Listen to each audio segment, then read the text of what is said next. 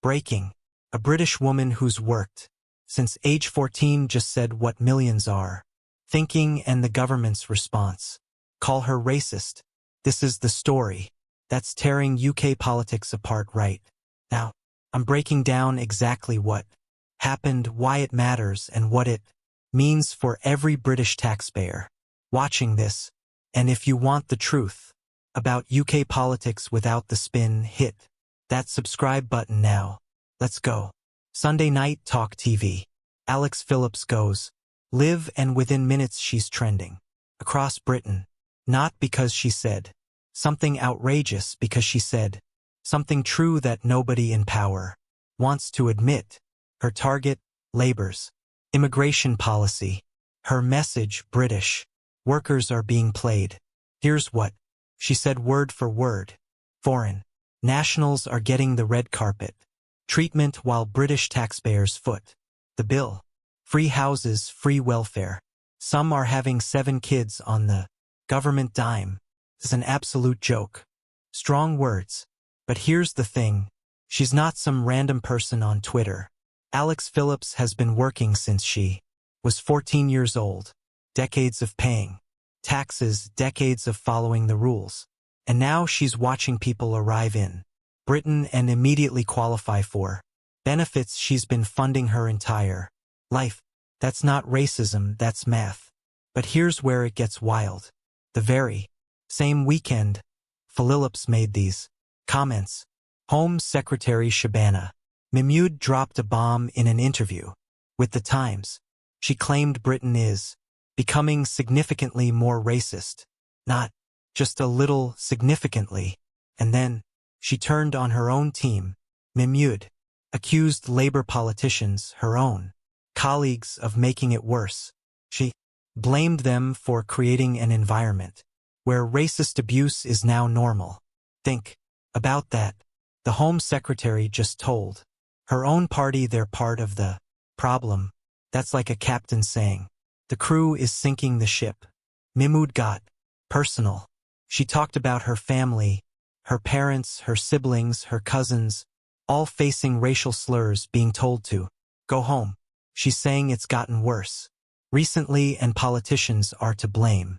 Now, is racist abuse real? Absolutely. Should it be called out? Without question, nobody, and I mean nobody, should face that kind of hatred. But here's the problem Phillips is pointing to by labeling every question about immigration as racism. The government is shutting down a conversation that millions of Britons desperately need to have, because the numbers don't lie. Housing asylum seekers in hotels is costing hundreds of millions of pounds every year. We're talking about money that could save the NHS, money that could fix crumbling schools, money that could help British families struggling to pay heating bills this winter while energy costs are through the roof. Let me give you some context on just how much money we're actually talking about here.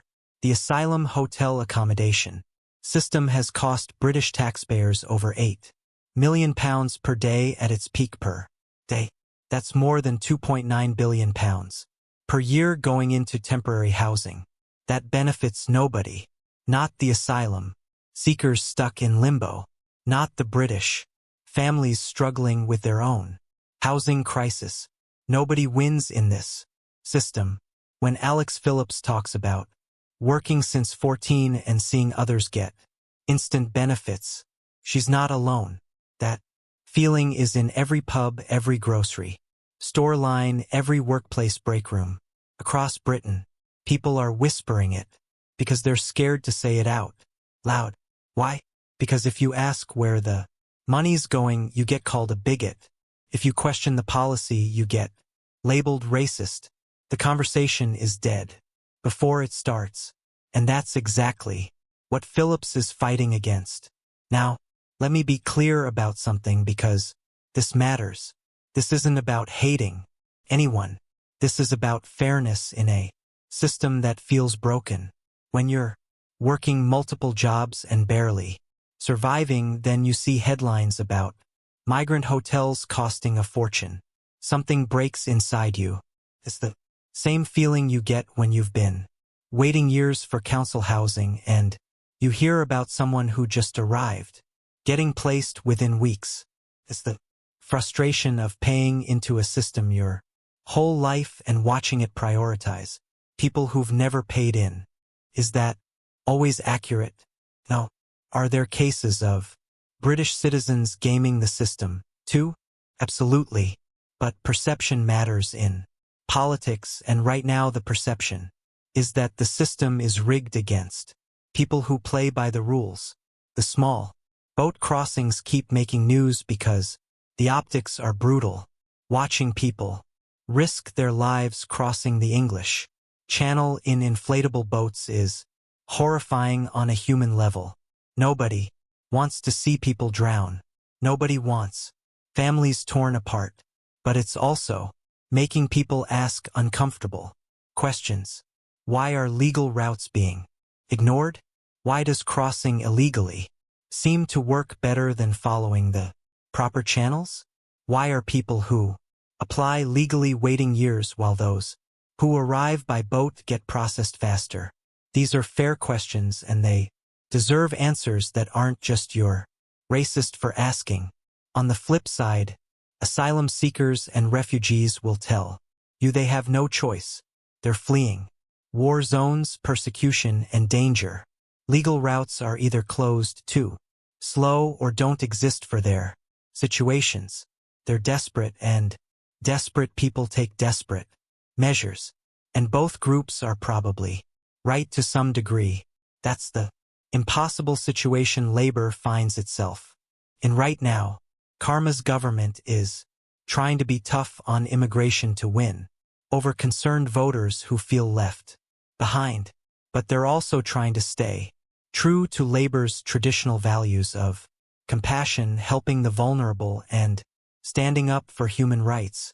The result, they're getting absolutely destroyed from both sides.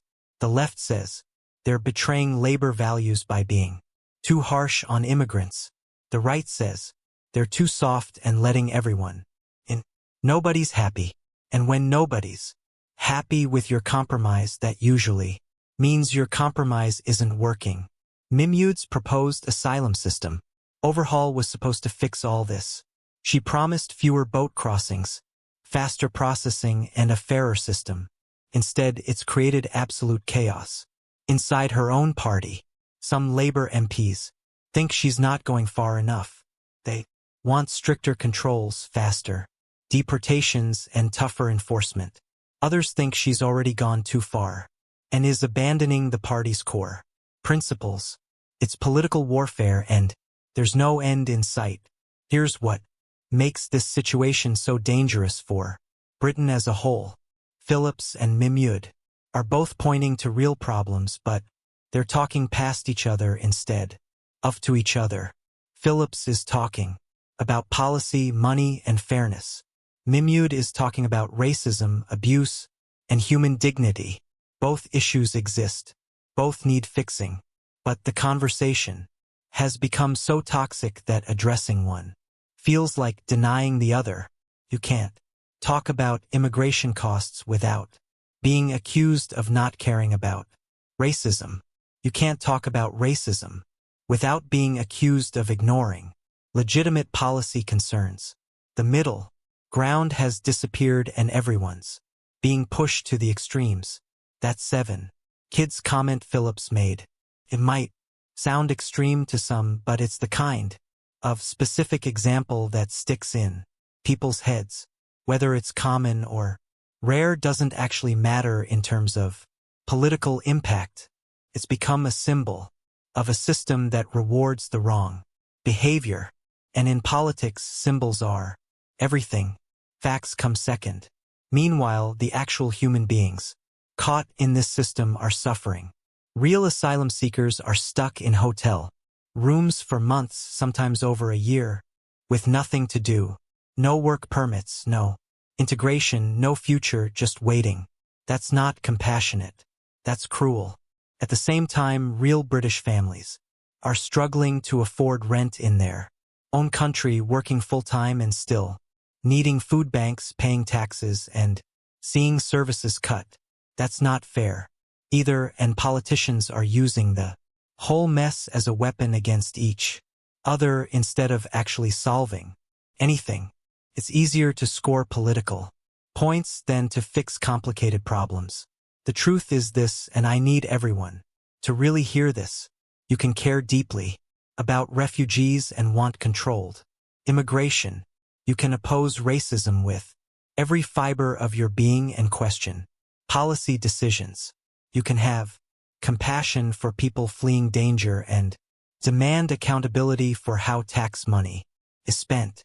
These things aren't opposites. They're not mutually exclusive. But right now in Britain, you're not allowed to hold both thoughts at the same time.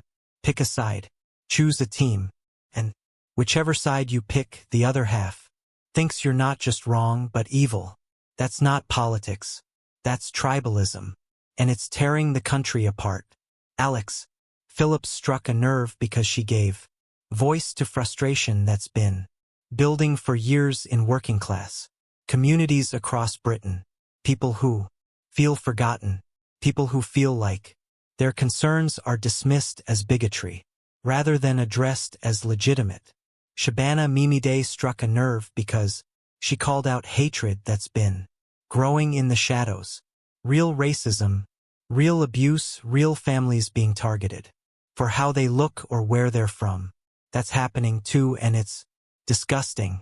They're both right about different things, but neither side is listening to the other. And that's the real crisis here. Not immigration, not racism. The complete inability to have an honest conversation about either one without it turning into tribal warfare. This is bigger than Phillips and Mimud. This is about whether Britain can still have difficult conversations about complicated topics without destroying itself in the process. So here's my question for you, and I really want to know what you think.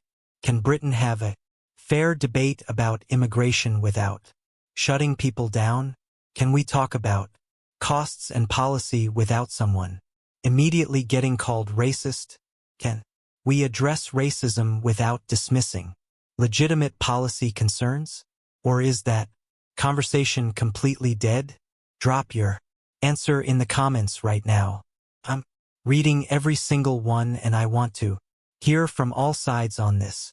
And if you think this is the kind of honest breakdown UK politics desperately needs more of, share this video with someone who needs to see it. Hit that subscribe button if you haven't already, because this story is far from over. The fight between Phillips and Mimud isn't ending anytime soon. Labour is fracturing over this issue. The Conservatives are watching and waiting to pounce. And British voters are stuck in the middle, wondering why nobody's actually fixing anything. What happens next is going to define British immigration policy for the next decade. It's going to determine whether Britain can still have hard conversations, and it's going to show whether politicians care more about solving problems or winning arguments. I'll be covering every twist, every development, every explosion. Will you?